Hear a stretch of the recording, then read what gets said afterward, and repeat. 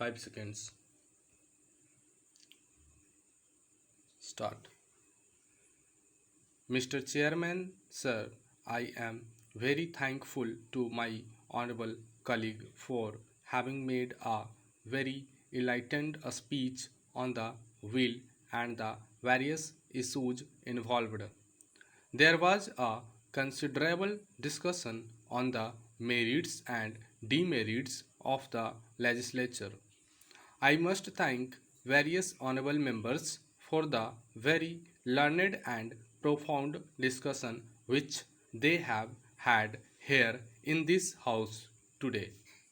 While thanking them for that, I must say, since that question was not an issue before the House, I will not waste the valuable time of the Honorable House by replying to that.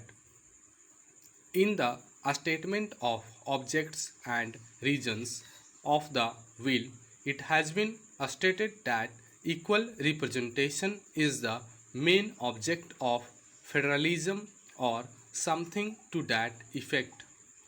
While agreeing that is one of the purposes or one of the objectives, I cannot agree that is the sole objective or the purpose. Considerable discussion has taken place amongst the constitutional pundits. Essays have been written. Books have been written about this question. While considering to what my honorable friend has said that it is one of the purposes, the modern trend seems to be as one of the constitutional writers has said that it is not the equality of the states that is the main purpose but what it calls. It is the essence of the statehood that is the main purpose. What is meant by that statement is that in view of the diversity in a state, the various interests in a state, the various sections of the people which constitute a state, it is the representation of sum total of the essence of a statehood that is represented in the upper house. I think there is much to be said on that.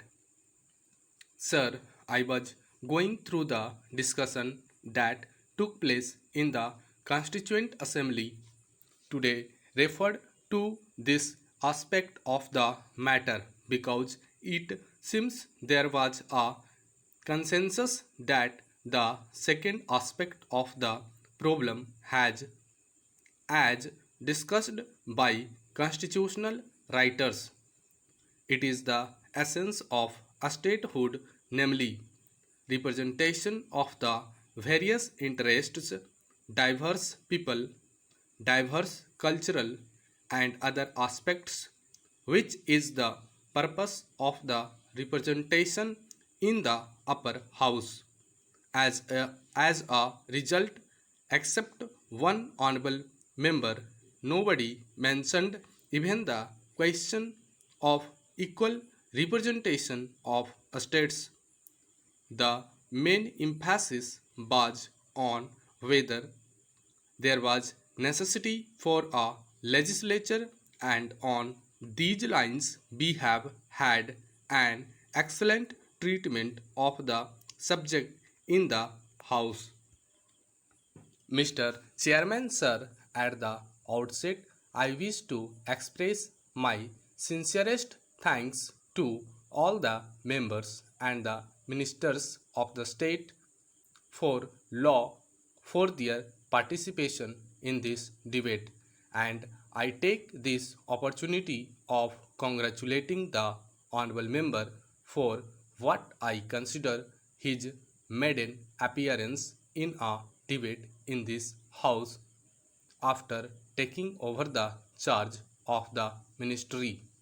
When I started this debate, you must have noticed that I spoke in a very low key.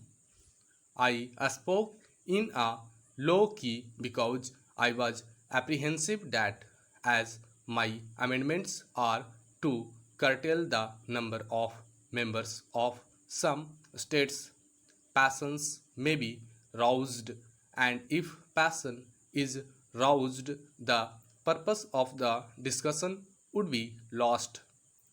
I am happy that members approached the debate dispassionately and calmly, and in fact, we had a very good discussion as I see it on all points.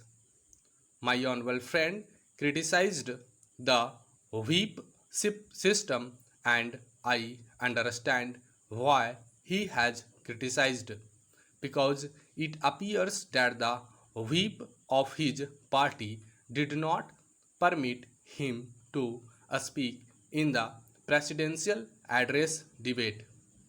Therefore, what he could not speak in the presidential address debate, he tried to speak here, and though most of what he said had no relevance to the subject matter except referring to my will once, his whole speech was on other subjects.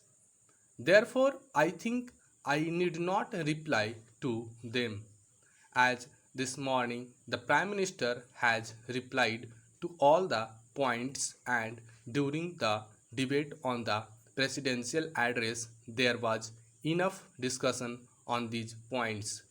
My honorable friend has supported me, but as an extremely intelligent member of this house, he has tried to give in a clever way very different political overtone to it.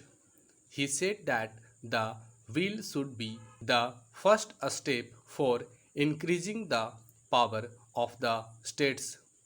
I beg to differ from him so far as this is concerned, because I feel that in a country like ours with so many diversities and separatist forces, there must be a strong center, and one of the essences or basic features of the reason for which two chambers theory is encouraged as to keep a check on the separatist forces. My own view was on which the honorable member differed, that if only some of the states are given too much representation, they may upset the balance at some time. The bill to give more representation and powers to the states is not welcome, as this shall lead to rise of the separatist forces.